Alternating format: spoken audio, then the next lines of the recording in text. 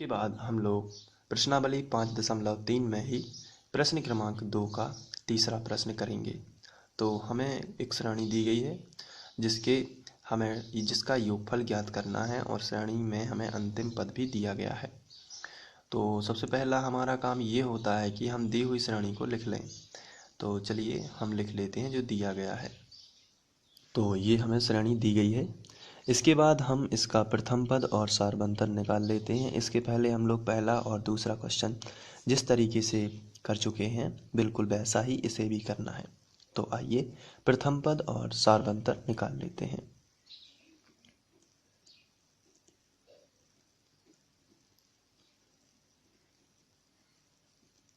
ए से दर्शाएंगे और ये वाला जो पहले नंबर का पद है इसे ही हम प्रथम पद बोलते हैं। तो ये प्रथम पद हो जाता है। अब हम सारवंतर निकाल लेंगे। तो यहाँ पर लिखेंगे सार्वअंतर, इसे डी से दर्शाते हैं और ये हो जाएगा दूसरे नंबर के पद में से पहले नंबर का पद घटाना। दूसरे नंबर का पद है -8, इसमें से घटाना है आपको -5। तो चलिए घटाएंगे। तो -8 अभी ज्यों का त्यों रहेगा और यहाँ पर माइनस माइनस समान चिन्हों का प्लस बन जाता है और असमान चिन्हों का माइनस। तो यहाँ पर समान चिन्ह है ना, इसलिए ये क्या बन जाएगा प्लस और ये 5। तो -8 में से 5 चले जाएंगे। तो आपको क्या करना है, बड़ी संख्या में से छोटी संख्या घटाना है। तो 8 में से 5 जाएगा तो कितना बचा 3, लेकिन बड़ी संख्या का चिन्ह लगा देना है तो ये माइनस आ जाएगा। तो इस तरीके से प्रथम पद और सारवंतर हमने निकाल लिया है।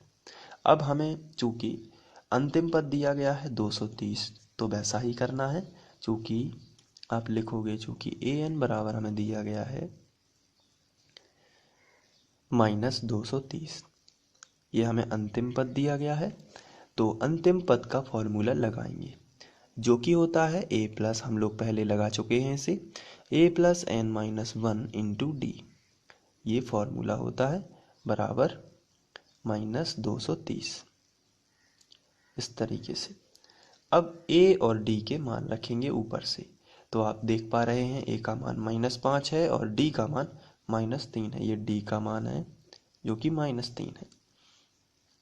चलिए रखते हैं a का मान -5 प्लस n का मान हमें ज्ञात करना है। तो चलिए इसको अभी हम ज्यों का त्यों लिख देते हैं और d का मान -3 है। तो यहाँ पर आप -3 रख दीजिए बराबर -230। ये आपको इस तरीके से जमा देना है। आगे -5 जो है इसका पक्षांतर करेंगे तो +5 हो जाएगा। तो जिसका पक्षांतर करना है उसको अब इस तरफ नहीं लिखेंगे, यहाँ से स्टार्ट करना है लिखना। तो n-1 और -3 बराबर -230 और ये -5 इस तरफ आ जाएगा तो +5। ये हो गया पक्षांतर। अब इनको घटाना है इसलिए अभी इसको ज्यों का त्यों लिखेंगे। तो n-1 -3 बराबर के नीचे बराबर 230 में से 5 चले जाएंगे तो आपको मिलेगा 225, लेकिन वो भी माइनस का, क्योंकि माइनस की संख्या बड़ी थी। इसके बाद घटाना हो गया है। अब हम लोग गुणा वाली संख्या को बटे में पहुंचाएंगे, इसलिए यहाँ पर n-1 -3 को नहीं लिखेंगे क्योंकि ये तो बटे में जा रही है। तो यहाँ पर -225 और बटे -3। चलिए अब इसको आगे सॉल्व करते हैं। माइनस माइनस दोनों तरफ से कैंसिल आउट हो जाएगा तो आपको मिलेगा n-1 बराबर 225 बटे 3। अब हम इसका भाग दे देते हैं। तो n-1 बराबर, यहाँ पर 30 आते 21 और 3 5 15। यहाँ पर आप भाग दे सकते हैं। तो अगर ये रफ का इस्तेमाल करें तो 225 भागित 3 कर लेते हैं। 225 भागित 3, 30 आते 21, 22 में से 21 जाएंगे तो कितना बचेगा 1 और ये 15। तो 3 5 15, ये गुणा भी बता दिया मैंने, ये भाग भी बता दिया। अब -1 इस तरफ आ जाएगा तो +1 हो जाएगा। तो n बराबर 75 + 1 तो ये आएगा n बराबर 76। तो हमें पता चल चुका है कि श्रेणी में 76 पद हैं। अब हम 76 पदों तक का योगफल निकाल लेंगे। तो यहाँ पर हम लिख लेंगे अतः श्रेणी में 76 पद हैं। अब हम आगे बढ़ेंगे और इसका योगफल निकालेंगे। तो चूँकि Sn बराबर फॉर्मूला होता है n/2 bracket 2a plus n-1 into D, ये फॉर्मूला होता है। लेकिन चूँकि 76 पदों तक का योगफल, इसलिए n की जगह पर हो जाएगा 76। तो s 76 बराबर 76/2 और ये आएगा 2। a का मान रख देते हैं, a का मान ऊपर से देख लेते हैं कितना है। तो अभी हम लोगों ने रखा था a का मान -5 है और d का मान -3 है। तो यहाँ पर हम रख सकते हैं -5 प्लस n का मान 76 -1 और d का मान जो है वो -3 है। तो यहाँ पर हम रखेंगे -3 और ब्रैकेट को कर देंगे बंद। इसके बाद आगे सॉल्व करेंगे।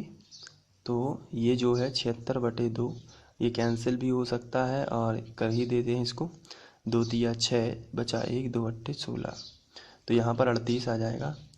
यहाँ पर 5 दूनी 10 -10 और यहाँ पर प्लस लगा है तो प्लस। 76 में से 1 चला जाएगा तो आएगा 75 और इसका गुणा होगा -3 में।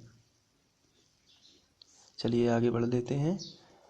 38 -10 75 का गुणा 3 में करेंगे, वो भी माइनस में ही आएगा क्योंकि प्लस माइनस का असमान चिन्हों का माइनस ही बनेगा। और 3 5 15 की 5 हासिल आ जाएगी 1, 3 7 21 और 1 22। तो ये 225 बन जाएगा। अब 38 इसमें हम -10 जोड़ देंगे तो ये आ जाएगा 235 माइनस का। अब हम 38 का गुणा करेंगे तो इसका आंसर आएगा -8930। तो आप गुणा करके देख लीजिए, इतना ही आएगा। और यदि ये आपको समझ में आया है तो आप इसको नोट भी कर सकते हैं और दोबारा प्रैक्टिस कर सकते हैं। तो इसके लिए आप स्क्रीनशॉट लेके नोट्स में लिख सकते हैं। तो साथ में आप नोट्स भी बना सकते हैं, और ताकि यदि आपको बाद में क्वेश्चन में कोई दिक्कत जाती है तो आप नोट्स में ही देखें, बिना वीडियो देखे ही नोट्स से आप कंप्लीट कर सकते हैं। तो और फिर भी यदि समझ में नहीं आता है तो फिर आप वीडियो देख सकते हैं, क्योंकि वीडियो देखने से अकेले आपकी तैयारी नहीं होगी जब तक आप उसको प्रैक्टिस करते नहीं हैं। जैसे यहाँ पर मैंने तीसरा क्वेश्चन समझाया है, तो अब आप उस तीसरे क्वेश्चन को दोबारा से करके देखिए, और यदि आप पे आ जाता है तो ये अच्छी बात है, नहीं आता है तो आप दोबारा से प्रैक्टिस करिए, और फिर जब तक प्रैक्टिस करते रहिए जब तक कि आप पे आ नहीं जाता। तो इस तरीके से आप धीरे धीरे करके सारी मैथ हल कर लेंगे। तो चलिए मैं स्क्रीनशॉट दे देता हूँ। ये पहला स्क्रीनशॉट है, इसके बाद ये दूसरा स्क्रीनशॉट, इसके बाद ये आप वीडियो को पॉज करके लिख सकते हैं, ये तीसरा, और इसके बाद हम लोगों ने किया है उसके बाद आगे ये चौथा स्क्रीनशॉट हो जाएगा। तो आप पॉज करके लिख लीजिए, स्क्रीनशॉट भी ले सकते हैं या वीडियो को पॉज करके भी लिख सकते हैं। और आशा करता हूँ ये आप लोगों को समझ में आ गया होगा। कमेंट में मुझे बताएं कि आपको ये वीडियो कैसा लगा। Thank you.